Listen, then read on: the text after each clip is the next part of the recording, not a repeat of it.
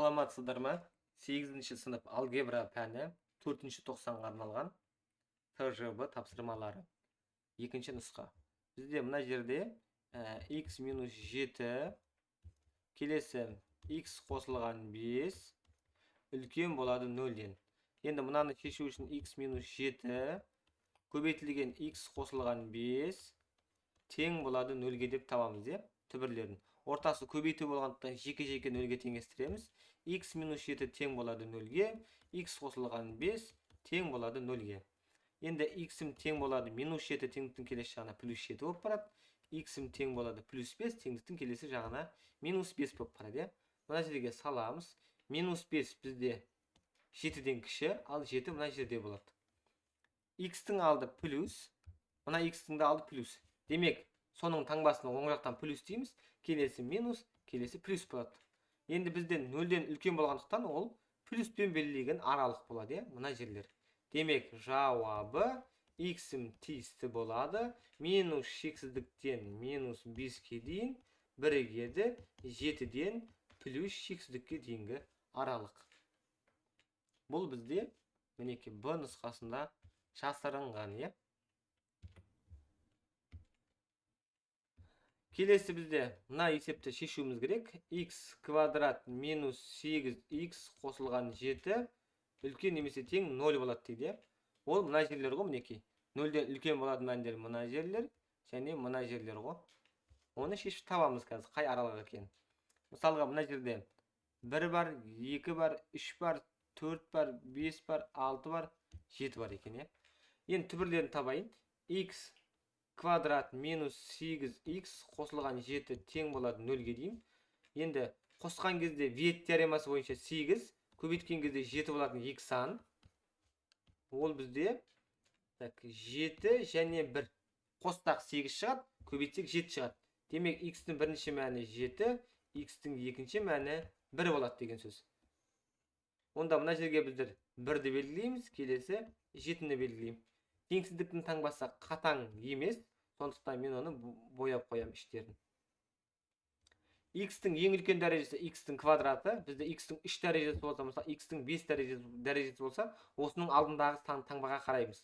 Біздің жағдайда ең үлкен x-тің квадраты ғой, соның алдындағы x-тің таңбасына қараймын. Плюс екен мына жер, онда оң жақтан соның таңбасын қоям. Плюс, келесі кезектеседі минус, плюс болып кетеді. Енді бізде қарасаңызда 0-ден үлкен немесе тең деп тұр ғой. Онда 0-мен үлкен мәндер ол мына плюспен белгіленген аралықтар, е. Жауабын жазатын болсақ, x-іміз тиісті минус шексіздіктен 1-ге дейін бірігеді 7-ден плюс шексіздікке дейінгі аралық. Ол бізде қай жерде жасырынған? Мінеки Д ұяшығында жасырыныпты.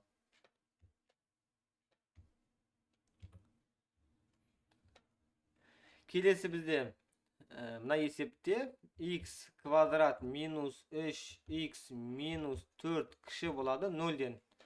Енді мына жерде түбірлерін табу үшін x квадрат минус 3x минус 4 тең болады 0-ге деп түбірлерін табам. Вет теоремасы бойынша мына жерде минус 3 па, оның таңбасын керісінше плюс 3 деп аламыз. Минус 4 па, оның таңбасы тап солай түседі. Енді табайық. Вет теоремасы бойынша қосқанда 3 болатын, көбейткенде минус 4 болатын 2 сан. Ол 4 және минус 1 болуы керек, е. 4-ке минус 1-ді қоссақ 3 шығады, көбейтсек минус 4 шығады.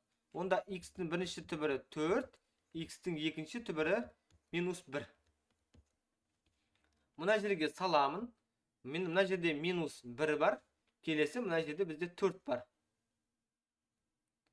Енді таңбаларын анықтауым керек. X-тің ең үлкен дәрежесі x-тің квадраты, оның алды плюс. Демек, осы таңбаны плюсті қоям мына жерге. Келесі минус, келесі плюс деп кезектестірем. Енді бізде 0-ден кіші деп тұр ғой, онда ол минуспен белгіленген аралық болады, е. Минуспен белгіленген аралық. Демек, бізде бүтін шешімін табыңыз деді. Сонда жауабы бізде негізінде x тиісті минус 1-ден 4-ке дейінгі аралық болу керек. Ал бірақ жауабын жазатын болсақ, ол бізде минус 1-ді үлкен бізде 0 дейтін сан бар, келесі 1 дейтін сан бар, келесі 2, келесі 3 болады екен.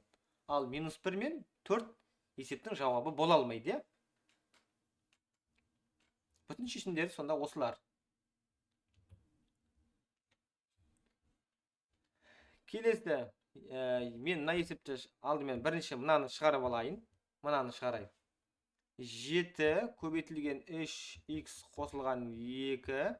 Бұл жерде азайтылған 3 көбейтілген 7x қосылған 2. Ол кіші 2x-тен. Енді жақшаны ашамын. 7-ге 3x-ті көбейтсем 21x болады. 7-ге 2-ні көбейтсек 14 шығады. Бұл жерде 3-ге 7x-ті көбейтсек минус 21x болады. Минус 3-ге 2-ні көбейтсек минус 6 болады. Ол кіші 2x-тен. Мына жерде мынау менен мынау жойылады. 14 азайтылған 6 қалды. Ол кіші болады 2x-тен. 14-тен 6-ны азайтсақ бізде 8 қалады. Ол кіші болады 2x-тен. Немесе дұрыстап жатсақ 2x-ім үлкен болады 8-ден, е? Мынау әлі мынаған қарап тұр, әлі де мынаған қаратып қойдық. Енді x-ім үлкен болады 8-ді 2-ге бөлем, 4, е? 2 көбейтіліп тұр, теңсіздіктің келесі жағына бөлу болып барды. Енді мына жерге салам соны. Мына жерде 4-ті белгілеймін. Соның стрелка былай тұр ғой, демек бүйтсем, мына жағын бояр деп жатыр ғой маған. Мінекей. Бұл бірінші теңсіздіктің шешімі. Келесі енді мен екінші теңсіздікті шығарайын. Мынаны. Бұл бізде x квадрат плюс 3x минус 40 кіші немесе тең 0 болады. Түбірлерін табу үшін x квадрат қосылған 3x минус 40 тең болады 0-ге деп түбірлерін табамыз, е? Енді бізде мына жерде қосқан кезде плюс 3 болса, керісінше ол минус 3 болады. Көбейткен кезде минус 40 болатын 2 сан. Мен ойлап отырмын, бұл бізде минус 8 және 5 болатын шығар деп.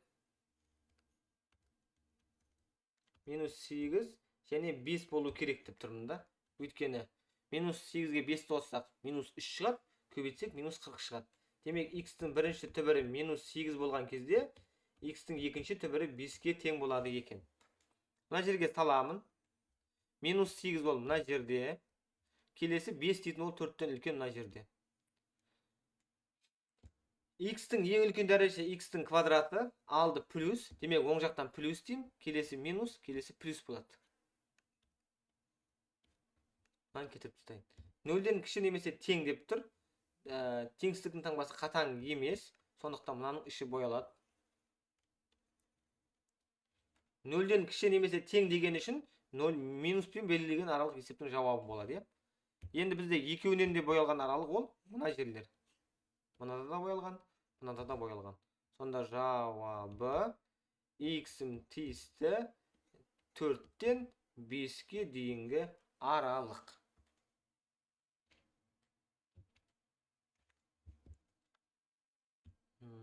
Келесі алымын жазып алайын. X квадрат минус көбейтілген 4 минус x. Мен оны 0-ге тең деп қарастырамын.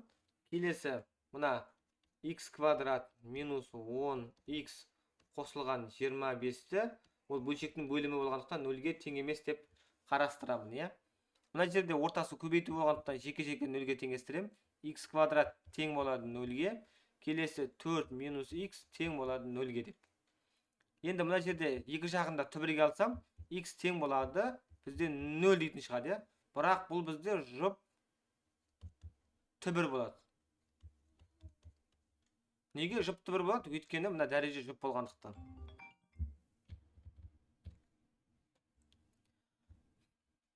Келесі мына жерде 4 тең болады, минус x теңдіктің келесі жағына плюс x болып барады. Немесе дұрыстап жазсам, x-ім тең болады 4 деген сөз ғой, е? Ал енді мынау ше, мынау бізде x минус 5-тің квадрат деген беріп тұр бұл бізге. Қысқаша көбейту формасы бойынша ашсақ, осыны береді. Бұл тең емес болады 0-ге деген сөз. Келесі x екі жағында түбірге алсам, түбірмен квадрат жойылып кетеді, x минус 5 қалады. Тең емес болады 0. 0-ді түбірге алсам, 0-ден 0 шығады. Келесі x-ім тең емес болады минус 5. Теңдіктің келесі жағына плюс 5 болып барды. Мына дәреже не бізде? Жұп. Сондықтан мынау да бізде жұп түбір. Енді мына жерге саламыз сандар өсіне. Мына жерден 0-ді белгілеймін. Келесі 4-ті белгілеймін. Келесі бізде 5-ті белгілеймін. Бізде теңсіздіктің таңбасы қатаң емес болғандықтан алымнан шыққан түбірлер боялады. Мынау және мынау. Ал тең емес болған үшін 5 боялмайды. Енді жұп түбір бізде мынау, сосын мынау екенін ескереміз. Енді мына жерде жақшаны ашсақ, x-ке x квадратқа 4-ті көбейтсек 4x квадрат болады. Минус x квадратқа x-ті көбейтсек x куб шығады, иә. Демек, x-тің ең үлкен дәрежесі x-тің кубы ғой, алды минус. Ал мына жерде x-тің ең үлкен дәрежесі x-тің квадраты, алды плюс. Минус саны плюс санға бөлсек, бізде минус сан шығады. Онда мына жер минус, мына жер плюс, мына жер минус, мына жер плюс, мына жер минус, мына жер плюс болады. Есептің жауабы бізде 0-ден кіші немесе тең аралық болғандықтан минуспен белгіленген мына жерлер және мына жерлер болады, иә. Сосын мына жер, иә, сосын. Демек, жауабы фигурный жақшаға аламыз 0. Келесі тік жақша, бұл жерде x-ім тиісті, жауабы 0, және тік жақша 4-тен 5-ке дейінгі аралық, және бірігеді 5-тен плюс x-ке дейінгі аралық болады, иә.